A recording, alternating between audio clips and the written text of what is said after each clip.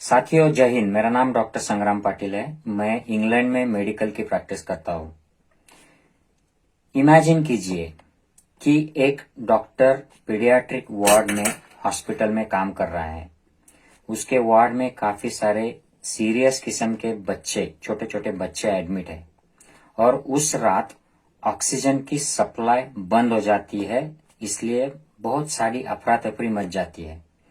ये डॉक्टर, ताकि ये इंचार्ज होता है, ये बाहर जाता है, एक प्राइवेट हॉस्पिटल से ऑक्सीजन के सिलेंडर लेकर आता है, 2 बार जाके सिलेंडर लाता है और अपनी लेवल पर बच्चों की जान बचाने का प्रयास करता है। उस रात काफी सारे बच्चे उस हॉस्पिटल में मर जाते हैं क्योंकि उनको ऑक्सीजन नहीं मिल पाता है।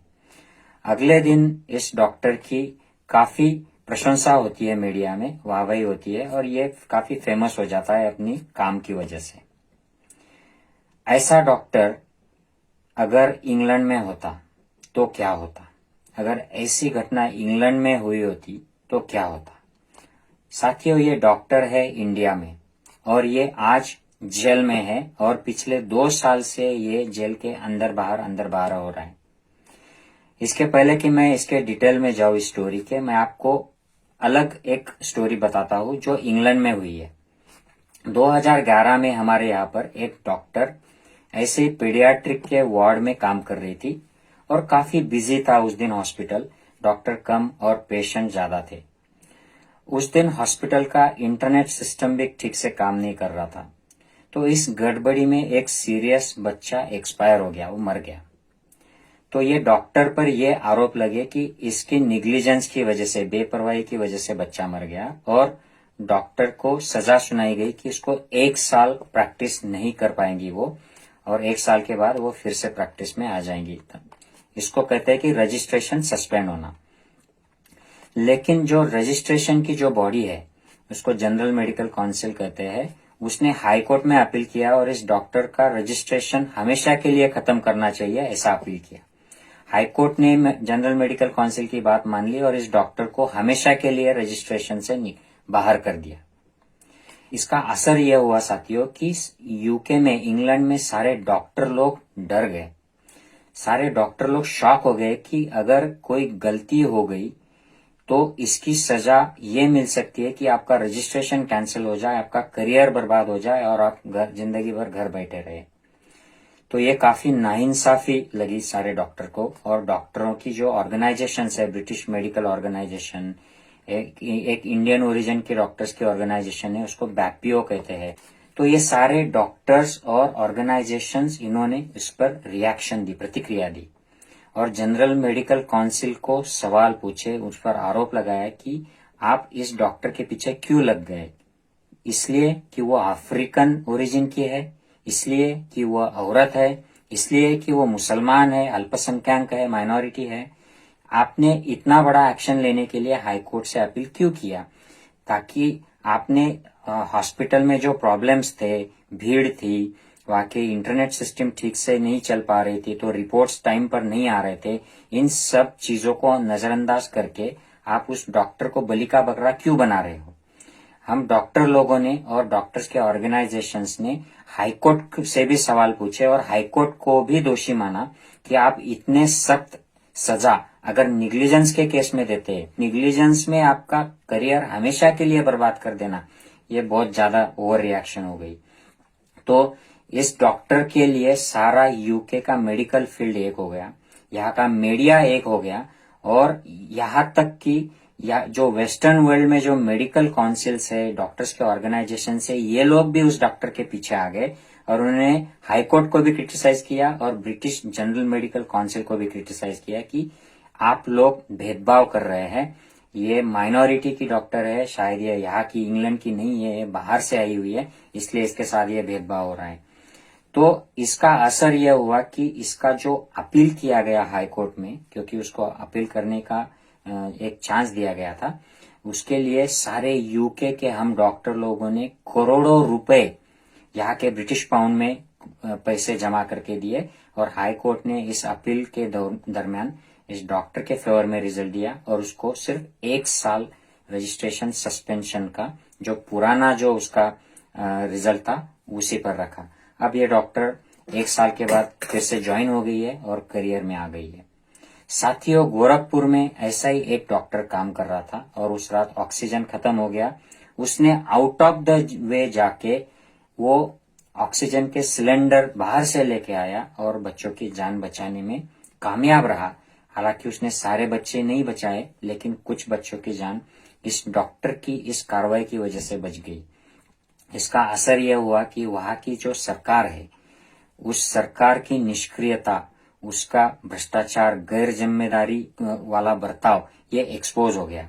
उसकी मीडिया में ये एक्सपोज होने की वजह से वहां की सरकार और उसके मुख्यमंत्री योगी आदित्यनाथ, इसने ये पर्सनली ले लिया और ये डॉक्टर के पीछे पड़ गए और इस डॉक्टर को प्राइवेट प्रैक्टिस के इल्जाम में जेल में भेजा गया। फिर उसके बाद वो बाहर निकलने के बाद उसको देशद्रोह का इल्जाम लगाया। फिर उसको अभी नेशनल सिक्योरिटी एक्ट के अंडर डाल दिया है और काफी अनफेयर तरीके से ये सब चल रहा है। वहां की पुलिस, वहां का प्रशासन, सरकार, मीडिया, सोशल मीडिया, ये सब अनफेयर ट्रीट कर रहा है क्योंकि ये डॉक्टर सरकार के खिलाफ बोल गया। ये डॉक्टर मुसलमान है और सरकार हिंदुत्ववादी पार्टी की है, पक्ष की है, भाजपा आरएसएस की सरकार है। इसलिए इस डॉक्टर को टॉर्चर किया जा रहा है और क्योंकि ये माइनॉरिटी है, मुसलमान है, इसको मीडिया और सोशल मीडिया में गलत कैंपेन चलाकर इसको एंटी नेशनल दिखाया जा रहा है। हालांकि कोर्ट ने ऐसा कुछ भी नहीं माना है। काफी सारे इन मामलों में कोर्ट ने उसको बेल दे दिया है, लेकिन वहां के सरकार ने बेल मिलने के बाद भी चीटिंग की है और एनएसए लगा दिया है। साथियों, मैं सोचता हूं कि अगर डॉक्टर कफील खान अगर इंग्लैंड में होते और इंग्लैंड में ऐसे वो आउट ऑफ द वे जाकर अगर एक भी बच्चे की जान बचा देते तो क्या होता। साथियों, मैं इंग्लैंड में 10 साल मैंने काम किया है। इस डॉक्टर का इंग्लैंड की रानी के हाथ से नेशनल अवार्ड देके इसका फेलिसिटेशन होता, इसको अवार्ड मिलता। इसको मीडिया, सोशल मीडिया अपने सिर पर, कंधों पर लेकर इसको प्रेज करती। इसको पूरे वेस्टर्न वर्ल्ड में हीरो बना दिया होता। इसको इंटरनेशनल अवार्ड भी डॉक्टर कफील खान को मिल गए होते, उसने इतना बड़ा काम किया है। अगर इस डॉक्टर पर सरकार प्राइवेट प्रैक्टिस करने का ऐसा गलत इल्जाम लगाती तो यहाँ की पुलिस उसको अरेस्ट भी नहीं करती। उसने ना कर दिया होता कि नहीं, हम इसको अरेस्ट नहीं करेंगे, आप गलत इल्जाम लगा रहे हैं। यहाँ के न्यायालय ने उसको कस्टडी नहीं दी होती। न्यायालय ने कहा होता कि आप इसका प्रूफ दीजिए, इसकी पूरी इंक्वायरी कीजिए, अगर ये दोषी माना जाता है तो फिर हम इसको हिरासत में लेंगे और जेल में डालेंगे। उसके बाद जो इसको एंटी नेशनल और ये सीएए के लॉ के खिलाफ वो बात किया, इसलिए उसको जेल में डाल दिया गया। अगर ऐसा होता तो यहाँ की न्यायालय उसी दिन उसको जेल से बाहर कर देती कि कोई भी लॉ अगर आप करते हैं देश में, उसके खिलाफ अगर देश का कोई भी नागरिक बोलता है या बाहर का भी नागरिक बोलता है तो उसे उसका हक है बोलने का और इसके लिए उसको जेल नहीं भेज सकते हैं।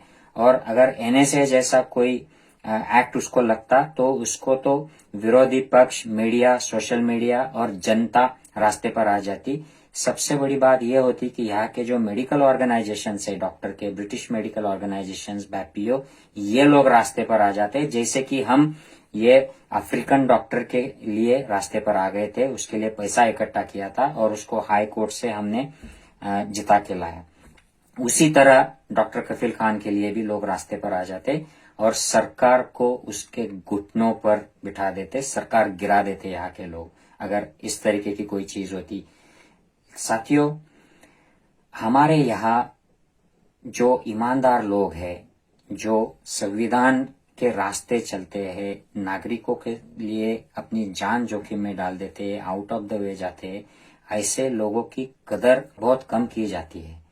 ऐसे लोगों को सरकार अप्रिशिएट करने की जगह उनको टॉर्चर करना पसंद करती है क्योंकि उसमें सरकार एक्सपोज हो जाती है। और हमारी पुलिस, हमारी प्रशासन, हमारी मीडिया, हमारा सोशल मीडिया, ये सरकार के इशारे पे चलता है। पुलिस, शासन, प्रशासन ये संविधान के रास्ते चले, लोकतांत्रिक तरीके से चले।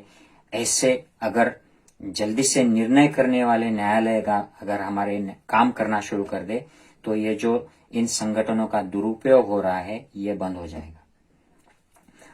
अगर हमारे पुलिस, प्रशासन, मीडिया ये संवैधानिक तरीके से काम चले तो सरकार कितनी भी निकम्मी हो, कितना भी भ्रष्टाचारी हो और गलत इरादे रखती हो, गैर जिम्मेदाराना काम करती हो, अगर पुलिस प्रशासन और न्यायालय इसको रोकने में कामयाब हो जाती है तो ये संवैधानिक तरीके से काम करना सरकार की मजबूरी हो जाएगी। लेकिन अनफॉर्चुनेटली दुर्भाग्य से ये हो नहीं पा रहा है। इसलिए सरकार पुलिस प्रशासन और मीडिया का गलत तरीके से इस्तेमाल कर रही है। और दुर्भाग्य से मैं ये भी कहना चाहता हूं कि न्यायालय इन मामलों में संविधान की रक्षा करना या नागरिकों के लोकतांत्रिक अधिकारों की रक्षा करने में काफी देर लगा देती है। अभी आप डॉक्टर कफील खान की ही बात लीजिए। प्राइवेट प्रैक्टिस के इन पर जो इल्जाम लगा था उसको 7 महीने के बाद इनको बाइज्जत बरी किया, लेकिन वो 7 महीने जेल में सड़े रहे और अभी भी काफी सारे मामलों में वो जेल में उनको बेल मिलती है। तो न्यायालय को ये समझना चाहिए कि इनके लोकतांत्रिक संवैधानिक अधिकारों का हनन हो रहा है डॉक्टर कफील खान के, और ऐसे काफी सारे लोग हैं भारत में जिनके ऐसे अधिकारों का हनन हो रहा है।